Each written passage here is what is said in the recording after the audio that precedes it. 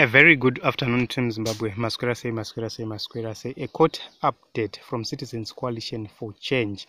MPs Honorable Amos Chibaya and Honorable Costa Machingauta, Councillor Mukwada, and other members of the Budiro 26 will tomorrow at 8:30 hours appear before the Harare Magistrates Court for their bail application continuation.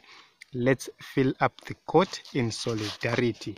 This is the message from Citizens Coalition for Change, which they posted on their Twitter handle, and they are requesting the members of Citizens Coalition for Change to come to Rotendro Court in Harare in solidarity with the comrades who are being persecuted for attending a private meeting in Harare.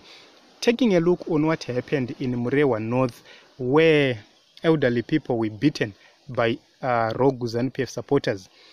This is the same script. If you look at this Budiriro issue, they couldn't send the rogue elements from their ZANU-PF hit squads because they knew very well that in the urban areas, the probability that these people could be disciplined very well is very high. So they had to send the security forces to go and arrest the honorable MPs so that they stop these meetings. The agenda is to make sure that they stop any meeting for Citizens Coalition for Change. That is their agenda. So this is the same script. The violence script, the persecution script is the same. And the results are the same, which is to stop any Citizens Coalition for Change meetings internally and externally. So Citizens Coalition for Change is bad to hold meetings publicly. It is also bad to hold meetings privately.